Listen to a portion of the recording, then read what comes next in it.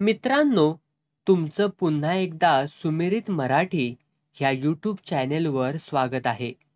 आजची कथा सुरू करण्यापूर्वी जर कोणी ह्या चॅनेलवर पहिल्यांदाच आले असाल आणि अजूनही सबस्क्राईब केले नसेल तर नक्की सबस्क्राईब करा. धन्यवाद. खोपीसमोर आई बसून होती. तिच्या समोर शिवराम व काढणीला आले ती गडी माणसं संचित होऊन अंतरानं बसली होती. शामूनं लांबून पाहिलं. त्याला धसका बसला. ही अशी का जमून बसली आहे ते चटकन त्याच्या ध्यानात आलं. आई त्याला आता फाड फाड बोलणार होती. सबंध पट्टीतलं पीक खुडून नेलं म्हणजे नुकसान काही कमी नव्हतं. गुणाबाईनं रागानं शामूकडं वळून पाहिलं. सगळं पीक खुडून नेलं? कसलं रे हे तुझं काम शामू? बघितलंस? एक कणीस दिसतं आहे का बघ चिपाडाला. असं कसं र तुझं? हातवारे करीत गुणाबाई बोलली. जणू आत्ताच कळलं असं चेहऱ्यावर दाखवून शामूनं चमकून पाहिलं. कुठलं पीक? कुठलं? त्यानं खोटच दसकून विचारलं. काढून पडलेलं. असं कसं? सकाळ सकाळचा मी फेरी मारून आलो तेव्हा तर दिसलं नाही. असं कसं होईल? शामू ठामपणे बोलला. ए बाबा, तू तुझ्या डोळ्यांनी बघून घे जा. आम्ही इतका येळ पाहिलं म्हणून अशी डुसकी धरून बसतोया. आता तुझी खात्री व्हवन दे, गुणाबाई म्हणाली. शामू वावरात उतरला. चौफेर फिरून आला. पीक खुडलं गेल्याचं त्याने सकाळीच पाहिलं होतं. पण झालं हे रात्रीचं झालं नाही असं त्याला आता आईला भासवायचं होतं. पण गुणाबाई काही भोळी नव्हती. 12 मास शेतात काम करणारी ती बाई असं सहजासहजी चकवली जाणार नव्हती. शामू रात्री खोंड बघायला म्हणून आपलं शिवार सोडून गेला आणि तेवढ्या अवधीत ही चोरी झाली हे तिनं पुरेपूर ओळखलं. शामूला या बाबतीत अधिक काही मखलाशी करताच येणार नव्हती. तो मुकाट्यानं परत बांधाला आला. त्याने शिवरामकडं वळून पाहिलं. गवताची काडी दाताखाली तोडत शिवराम खाली पाहत होता. बघितलंस?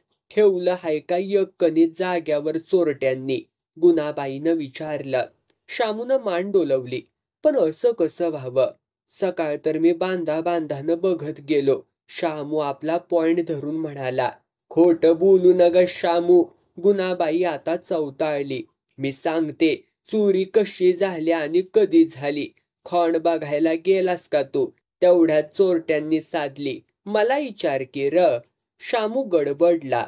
नाही गाई, तिकडून आल्यावर मी एक खालून चक्कर टाकली होती. शामू तळमळून बोलला. मग डोळं बांधलं होतं का र तुझं? दिसलं नाही व्हय तुला?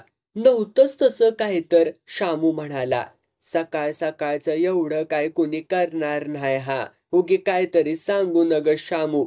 चोरी तर झालीच हाय, पण अशी ती दडवू नगस. मला कळतंय र सारं. तू गेलास कुणावर मोठा उपकार करायला, पण आपल्याला ह्यो फटका आता केवढ्याला बसला म्हणायचा. चांगलं कसं एक एक कणीस दगडागत घट्ट भरल्यालं गेलं का नाही सगळं मातीत र. राखण राहणाऱ्यांना आपली जागा सोडायची नसती. तू कुठं कुणाचं खोंड त्याच्या माग लागून हिंडत राहिलास आणि इथं चांगलं पीक वरबाडून नेलं र बाबा. तुला आता काय म्हणावं? गुणाबाई त्रागा करून घेऊ लागली. शामू खाली मान घालून ऐकत राहिला. शेवटी शिवराम मध्ये पडला. तो म्हणाला. जाऊ द्या काकी, बोलून काय येणार आहे का परत? असं कसं र शिवराम? आता ह्याला कळायला नग का? नाही तूच सांग, हा आता लहान आहे का? बोलू नये तर काय करावं? काकी, त्याच्यावरच सोपवा आता सगळं. म्हणजे आपसुकच त्यांचं त्यांना कळायला लागल. चांगलं सांगतोयस र बाबा. तसं केलं म्हणजे सगळ्याचीच वाट लागली म्हणायची. तसं व्हायचं नाही, शिवराम म्हणाला. शामू चांगला पोरगा आहे. करील तो बरोबर. व्हय व्हय, करील. गुणाबाई शामूकडं पाहत मान हलवून म्हणाली. हे कळना तसंच. थोडा वेळ कुणीच काही बोललं नाही. मग गुणाबाई शिवरामकडं वळून म्हणाली. कुणाला विचारावं र? कोण कबूल होईल? तसं कुठलं कोणगा कबूल व्हायला? शिवराम म्हणाला. माळावर पालं पडली तर सगळं फिरस्ते हायती, डोंबारी हायती, नंदी बैलवाला हायती. कुणाचं म्हणून नाव घ्यावं? मग कसं करावं म्हणतोस? गावात जाऊन पोलीस पाटलाच्या कानावर घालावं. पाहिजे तर त्यांना येऊन बघा म्हणावं. गुणाबाईनं शामूकडं वळून पाहिलं. अजूनही तो खाली मान घालूनच उभा होता. त्याला शिवरामचा संशय आला होता. पण शिवराम तर असं बोलत होता, कसं समजावं त्यानं चोरी केल्याचं? काही कळायला मार्ग नव्हता. गावात जा ह्यांना सगळं सांग, गुणाबाई म्हणाली. चालवत असलं तर त्यांनाच घेऊन जा पोलीस पाटलाकडं, म्हणजे ते सगळं सांगत्याली. कळलं का तुला? शामूनं मान हलवली. मग खालच्या पट्टीत काढणीला सुरुवात झाली. शिवरामनी त्याच्या हाताखालची माणसं घसाघसा कामाला लागली. गुणाबाईनं देखील पदर कमरेला बांधला. गड्याच्या बरोबरीने ती काम करू लागली. शामू थोडा वेळ उभा राहून ते पाहत होता. आई खडसावून बोलत असली तरी कामाला ती वाघीण होती. कामाच्या गड्याबरोबर खांद्याला खांदा लावून कष्ट उपसणारी होती. नुसतीच बोलघेवडी नव्हती. म्हणून काही वेळेला शामूला आईचं कौतुक वाटे. तिच्या बोलण्याचा धाक वाटे. तिनं सांगितलेलं काम तो मुकाट्यानं करी. बांधाला उभा राहून शामू विचार करीत होता. शिवराम आणि त्याचे सहकारी एक एक सरी धरून काढणीचं काम सपाट्यानं उरकू लागले होते. घसाघसा उपटून मूठ ताटं खाली जुळवून टाकत होते. उभं पीक सफा होत होतं. तापत्या उन्हात अंग एकसारखी लवलवत होती. हात यंत्रासारखे खालीवर होत होते.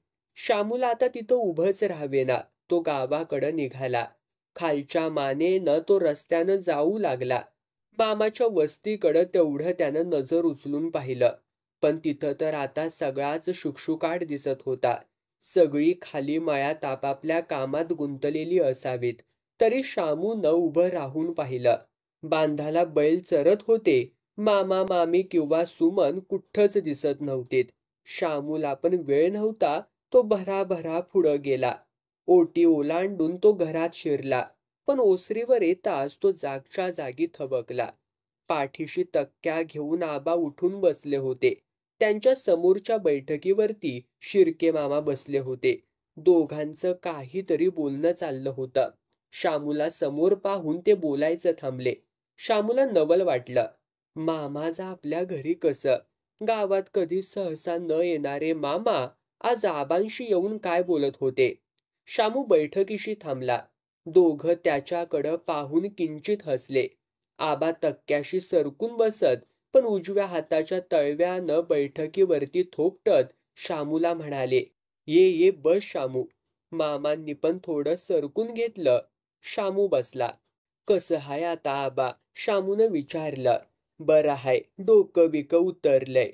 डोस घेतला का नाही? उशाशी ठेवलेल्या औषधाच्या बाटलीकडं पाहत शामूनं विचारलं. आबांनी मान हलवली. तू असा मधीच का आलास? थांबायचं का नाही? आबांनी विचारलं. शामू काही बोलला नाही. व्हय, काढणी चालली तर आपण मागं पाहिजे सारखं गड्यांच्या. मामा पण हसून म्हणाले. आता शेतीत लक्ष घालायला पाहिजे तुम्ही शामराव. आबासनी होईना झालंय. आता त्यांचं जू तुम्ही तुमच्या मानेवर घ्यायचं. काय? मामा शामूकडं पाहत हसले. करील तो. आम्ही त्याच्यावरती कधी काय टाकलंच नाही. त्याला तरी काय म्हणायचं? आता हिथून पुढं त्याचा तोच बघणार हाय. आबा म्हणाले. बघायलाच पाहिजे. आज शेतमालाला भाव काय हाय? पिकवू तेवढं विकलं जातं. शिवारात मालकीचं वावर पाहिजे आणि ते पिकवणाऱ्या शेतकऱ्याच्या मनगटात जोर पाहिजे. मग काय बी कमी पडायचं नाही. मामा म्हणाले. खरं हाय तुमचं म्हणणं. आबा म्हणाले. मग थोडा वेळ कुणी काही बोललं नाही. शामूची सारखी चुळबुळ चालली होती. मामान देखत चोरीचं बोलावं का बोलू नये असं त्याला क्षणभर झालं. पण त्यानं विचार केला. आज ना उद्या मामांना कळल्या बिगार राहणार आहे थोडंच. मग बोलून टाकायला काय हरकत आहे? झालं ते झालं. तो खालच्या मानेनं म्हणाला. आबा, चोरी झाली रात्री आपल्या वावरात. समधी कंस खुडून नेली तर कुणीतरी. ती कशी र? आबांनी चमकून विचारलं. मामा पण शामूच्या तोंडाकडं पाहत राहिले. कशी कोण जाणे. सकाळी ध्यानात आलं. असं कसं र तू? तू हुतास नव्ह राखणीला? व्हय. खाली मान घालून शामूनं मान हलवली. मग कशी बा चोरी झाली म्हणावी? आबांनी विचारलं. मामा ऐकत होते. शामू काही बोलला नाही. किती शिक गेलं? आबांनी विचारलं. काय समजायला मार्ग? तसं नव्ह, पण काढून टाकलेलं चटसमदं खुडून नेलं का? हो, मग काय थोडं थोडकं नुकसान झालेलं नाही गड्या. असं कसं र झालं पण? चोऱ्यांचं प्रस्त लय माजलंय आजकाल आबा. राखणीला फार जपावं लागतंय, मामा म्हणाले. पोलीस पाटलाला जाऊन कळवलं पाहिजे, शामू म्हणाला. त्याचा काय उपयोग होत नाही, आबा चटकन म्हणाले. कळवायचं एवढंच. मग जाऊन कळवू का? शामूनं विचारलं. मी येतो बरोबर, चल. आबा अंगाभोवतीची चादर बाजूला करीत म्हणाले. तुम्ही नका तकलीफ घेऊ.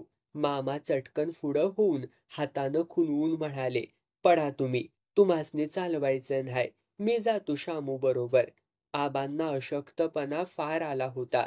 उठता उठता ते थांबले. घाला पोलीस पाटलाच्या कानावर. बघू मग, लागला तपास तर लागला, नाहीतर गेलं हायच. आबा निराशेनं म्हणाले. मामा उठले. बैठकीवर उभं राहून ते म्हणाले. मी बोललो ते करा विचार. काय? तसं होईल तर चांगलं होईल. कळवा मला. मामांनी पहिल्या बोलण्याचा धागा जोडला. शामूच्या ते लक्षात आलं. आबांनी किंचित मान हलवली. ते हसले. मामा सहसा गावात कधी येत नसत. आठवड्याच्या बाजाराच्या दिवशी फार तर येत असत. एरवी त्यांचं गावात येऊन उगीच इथं बस तिथं बस असं मुळी नव्हतंच. त्यामुळं पेठेतून जाताना त्यांना ओळखणारी माणसं, काय मामा, आज गावात? असं थांबून विचारत होती. तर मामा पण आलू सहज असं हात हलवून प्रत्येकाला जबाब देत होते. पोलीस पाटलाचं घर गावाच्या मध्यभागी होतं. पोलीस पाटील भिकू नाना यादव यांनी आता माडीचं घर बांधलं होतं. आसपासच्या पडक्या, जुनाट, मोडकळीला आलेल्या बैठ्या घरांमध्ये ते मोठं डौलानं उभं होतं. घराच्या पायऱ्या चढून वर गेलं की भिकू नानांच्या ऐसपैस सोप्याला लांबरुंद सतरंजीची बैठक सदानकदा टाकलेली असायची. तसंच 10-5 माणसं त्या बैठकीवरती नेहमीच घोळ्याघोळ्यानं असायची. भिकू नाना बैठकीच्या मध्यभागी असले तर हजेरी दांडगी. अशा वेळी बैठकीवर असलेलं पानाचं तबक फुल्ल असायचं. मग कुणी पान उचलतो, कुणाला विडी पाहिजे असते, तर तंबाखूच्या चिमटीवर भागवायला बघतो. गल्लीतल्या भानगडीपासून ते दिल्लीतल्या घडामोडीपर्यंत सगळे विषय तिथं चवीनं चघळले जायचे. दिल्लीतल्या घडामोडी किंवा सचिवालयातल्या आतबाहेरच्या बातम्या खुलवणारी माणसं, धुवट कपड्यांतली, रोज पेपर वाचणारी, थोडी शिकली सवरलेली असायची. तर गल्लीतल्या बातम्या पुरवणारी कुळं हलक्या कानाची, शुद्र मनाची व बिनउद्योगाची असायची. पोलीस पाटील भिकू नाना सगळ्यांना जवळ करून होते. त्यामुळं गावातली खडानखडा हकीकत तर कळतेच, पण वेळही बऱ्यापैकी जातो. चालू जमान्यात एवढा संपर्क त्यांना साधायला पाहिजेच होता. मामा व त्यांच्या मागं शामू असे घराच्या पायऱ्या चढून वर आले. बैठकीतल्या मंडळींनी वळून त्यांच्याकडं पाहिलं. त्यांच्यात एकदम कुजबूज झाली. एकमेकांनी एकमेकाला डोळ्यांनी खुणवलं. भिकू नाना तक्क्याला रेलून बसले होते. मामांनी त्यांच्याकडं पाहिलं. या या बसा, ते म्हणाले. मामांनी शामूकडं ते आळीपाळीनं पाहू लागले. मामा बैठकीच्या एका बाजूला उभं राहून म्हणाले. बसत नाही आता, जायचंय रानात. बरं, बोला, काय काढलं? भिकू नानांनी त्यांच्या दृष्टी रोखून विचारलं. तक्रार आणल्या एक, मामा एवढंच बोलून थांबले. पण त्यामुळं सगळ्यांच्या नजरा एकदम गर्कन त्यांच्याकडं वळल्या. मामांनी वळून शामूकडं बघितलं. शामू मनातून दबकला होता. तो काही बोलायलाच तयार नव्हता. मामांनी त्याच्या दंडाला धरलं नि म्हटलं. आबा देसायांचा मुलगा हाय.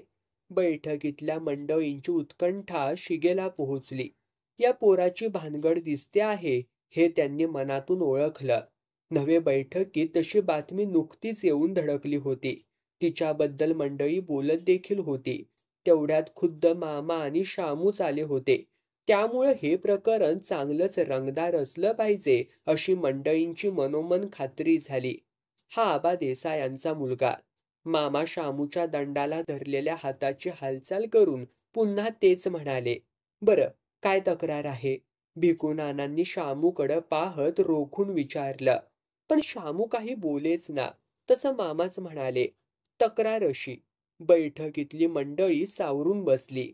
हां, भिकू नानाही उत्सुकतेनं म्हणाले. चोरी झाली रातची ह्यांच्या शिवारात. समद पीक खुडून नेलंय चोरट्यांनी, मामांनी सांगितलं. त्याच्या मंडळींची एकसाथ निराशा झाली.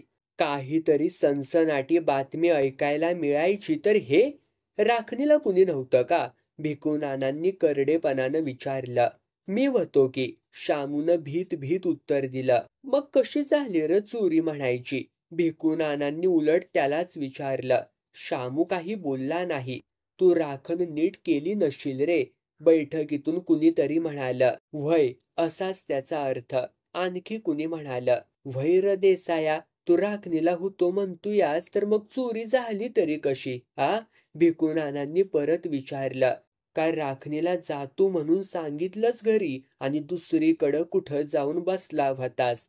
तमाशाला गेला म्हणावा तर गावात तमाशा बी आलेला नाही. बैठकीतून कुणीतरी हसून म्हणालं. का हातभट्टी? आणखी कुणी पुस्ती जोडली. मामांना ते अजिबात सहन झालं नाही. बोलणाऱ्यांकडं पाहत उसळून ते म्हणाले. काय बोलताय काय राव? हातभट्टी काय, तमाशा काय? हा पोरगा दिसतोय का त्यातला? का उगी आपलं? त्याचं काय सांगू नका मामा. आजकाल कोण कुठं सापडल त्याचा काय बी भरवसा नाही. तुम्ही नुसतं दिसण्यावरती जाऊ नकासा. बैठकीत माग बसलेला एक जण हातवारे करून जोरकात म्हणाला. त्यावर सगळेच हसले. आपल्याला काही कळत नाही बा त्यातलं. शेतकरी माणसं आम्ही. गावात कधी असतोया का आम्ही तुमच्या? तवा हे काय कळावा आम्हासनी? मामांनी बोलणाऱ्याला टोला हाणला.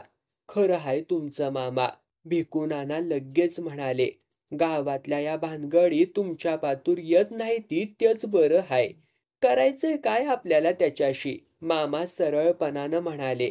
अजून ते व शामू बैठकी लगत उभे होते. भिकू नाना त्यांच्याकडं पाहत म्हणाले. या बसा की असं. मला तुमच्याशी आणखी काही बोलायचं हाय. माझ्याशी? मामांनी आश्चर्यानं विचारलं.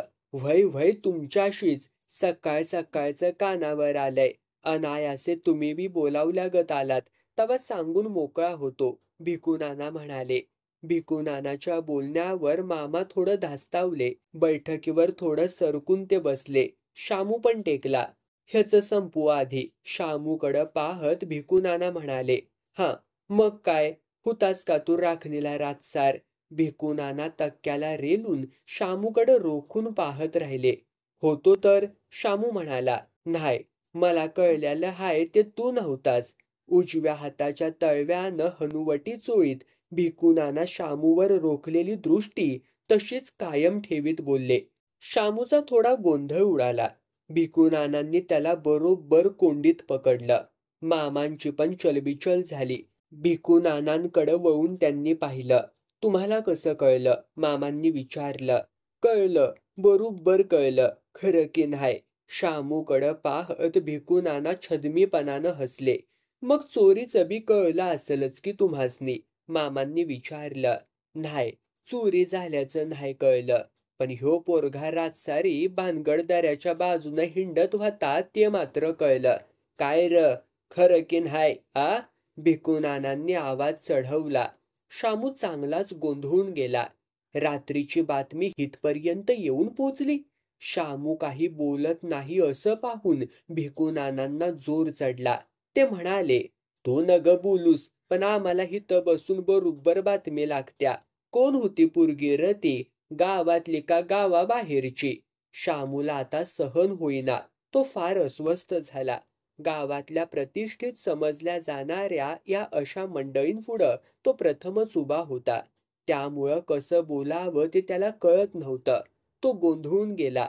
भिकू नानांनी त्याला सरळ सरळच विचारलं. त्याच्यावर आरोप ठेवला. आता त्याची ते गावाच्या या व्यासपीठावर कसून चौकशी करणार. भिकू नाना शामूच्या तोंडाकडं पाहतच राहिले होते. शामू थोडं धीटपणे म्हणाला. मी ह्यांच्या वस्तीवर गेलतो. त्यानं मामाकडं पाहिलं. कशाला? भिकू नानांनी विचारलं. माझ्या वस्तीवर मला एकट्याला भीती वाटायला लागली.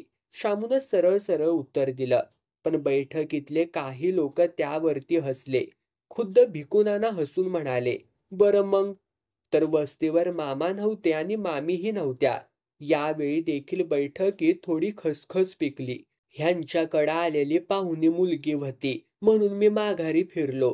परत यायला निघालो तर पट्टीत कुणाचं तरी खोंड पिकात घुसल्यालं दिसलं.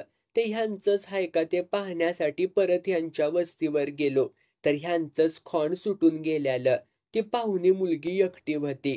ती म्हणायला लागली, खोंड फार रगेल आहे, ते मला सापडायचं नाही. मी म्हटलं, मी तुम्हाला धरून देतो. म्हणून मग आम्ही खोंडाला बघत हिंडलो. ते लवकर सापडलं नाही, शेवटी सापडलं. तेवढा वेळ मी ह्यांच्या वस्तीवर होतो. शामूनं मोकळेपणानं सगळी हकीकत सांगितली. भिकू नानाला ती काहीशी पटली. ते म्हणाले, मला तर वेगळंच कळलं. ते चुकीचं. माझ्या बोलण्यावर विश्वास ठेवा. शामू आणखी धीट झाला. ठीक आहे, आता चोरीचं काय ते सांग. सकाळचं उठून वावरात गेलो तर काढून पडल्यालं एकूण एक कणीस कुणी खोडून नेल्यालं. रातचं तुला कळलं नाही का र? नाही, रातचं म्या पाहिल्यालं नाही. तुझा काय अंदाज, कुणी नेला असावं चोरून? ते काय सांगता येतंय व्हय? व्हय व्हय, कुणाचं म्हणून बळबळ नाव घ्यावं? मामा पण मध्येच म्हणाले, ठीक आहे, आम्ही करू तपास, पण ह्या पुढं काळजी घ्या. तुमचं तुम्ही सांभाळायला हवं. भिकू नानांनी तो विषय संपवला. नंतर थोडा वेळ कुणीच काही बोललं नाही. मामांनी भिकू नानांकडे वळून पाहिलं.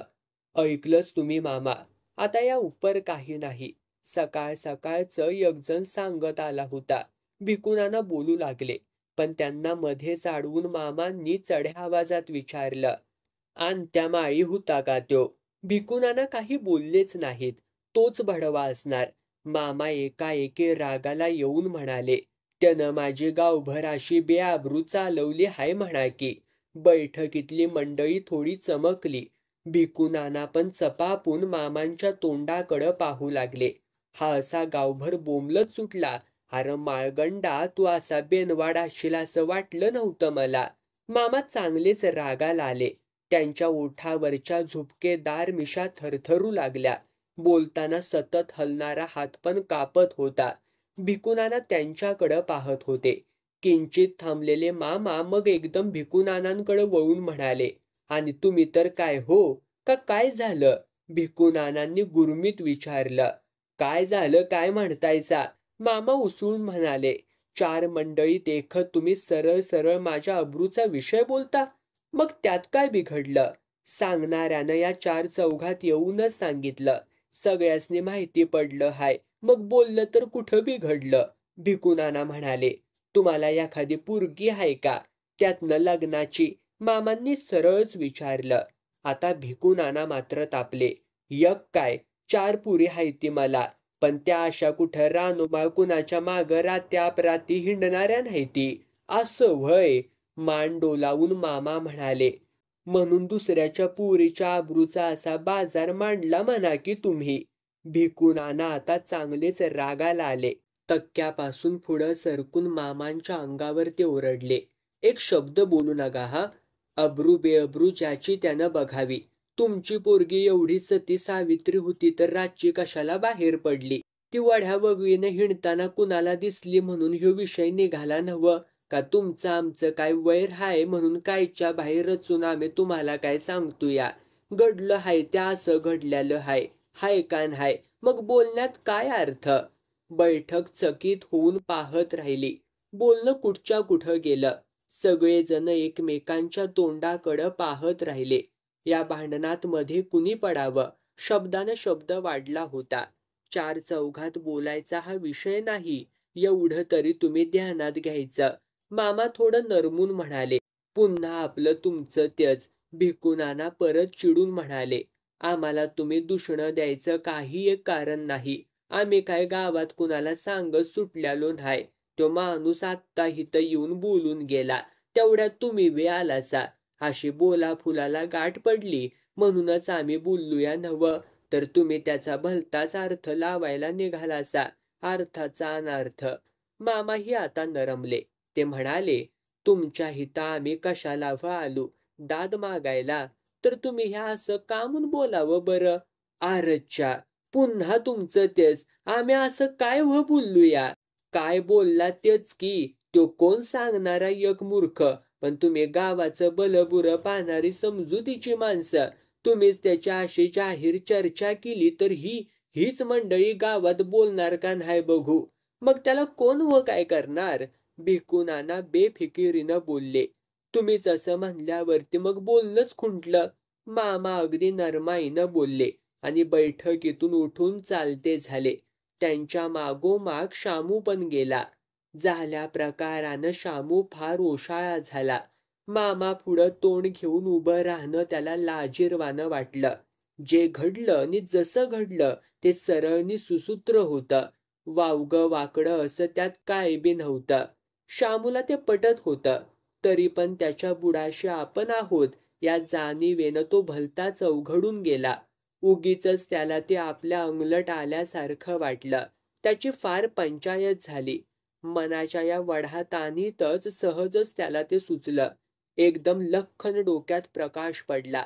ह्या सगळ्या गोष्टीत रंग भरायला अंत्यामाई कारणीभूत आहे. त्यानंच राईचा डोंगर केला. त्या अर्थी रात्री वावरात झालेल्या चोरीत त्याचाच हात असला पाहिजे. त्यानंच आपल्या गैरहजेरीचा फायदा घेऊन पिकाची लूट केली असली पाहिजे. मामा भरभर पुढं चालले होते. त्यांचं पण मस्तक खवळलं होतं. त्यांना काय बी सुचत नव्हतं. 4 दिवसांसाठी पाहुणे म्हणून आलेल्या भाचीबद्दल अकारण बबरा झालेला त्यांना मुळीच मानवला नव्हता. रागानं ते बेभान झाले. अंत्या मायाबद्दल त्यांच्या मनात कमालीची चीड निर्माण झाली. शामूनं अंतर तोडलं. त्यांना गाठलं. खालच्या मानेनं तो म्हणाला, मामा, कंसाची चोरी अंत्या मायानं केली. नक्कीच. मामा जागच्या जागी थांबून शामूकडं पाहत राहिले. तशा अवस्थेत देखील ते त्याच्याकडं पाहून हसले. तसंच असलं पाहिजे शामू. मला देखील तेच वाटतंय. पण ह्यो अंत्या माई असा माझ्या जीवावर का उठला ते कोडच हाय बघ. पण बघून घेईन मी त्याच्याकडं. तुझ्या मनात संशय आला तर बराबर छडा लावायचा बघ. काय वाटल ते करून तपास लावला पाहिजे. अंत्या मायानं चोरी केली हे कळू दे एकदा मला. मग बरोबरच बघतो बघ त्याच्याकडं. वा त्याचा नव्हताच करून टाकतो भडव्याला. मामा फार अस्वस्थ झाले. शामू बरोबर ते भराभर चालू लागले. पेठेतला रस्ता ओलांडून देवळानजीक वळणावर आल्यावर ते पुन्हा थांबले. माग पुढं पाहत शामूच्या अगदी नजीक येऊन हळव्या आवाजात म्हणाले, पोरा, हे काय बरं हाय. शामू त्यांच्या तोंडाकडं पाहत राहिला. गाव मला अडचणीत टाकायला बघतय. पाहुण्याची पोर, तिच्या आबरूचं धिंडवडं निघालं तर मला तोंडसुदीक दाखवायला जागा राहणार नाही. 4 घरची 4 टाळकी जमत्याती, कुचाळक्या करत्याती. त्यात एखाद्याच्या आयुष्याचा सवाल गुंतलेला असतो या. हे ते ध्यानातच घेत नाही ती. कसं करावं अशा लोकांपुढं. मामा भारावून बोलले. त्यांचं समाधान करायला शामूजवळ उत्तर नव्हतं. तसा तो लहान होता. मामांसारख्याला 4 समजुतीचे शब्द ऐकविण्याचा त्याचा अधिकार नव्हता. तो आपला गप्पच राहिला. तसाच थोडा वेळ गेला. मग शामूच्या खांद्यावरती हात ठेवून मामाच म्हणाले, काढू मार्ग, काढूच काहीतरी मार्ग. मी डगमगणारा नाही. काय. एवढं बोलून ते रस्त्यानं पुढं गेले आणि शामू घराकडं वळला.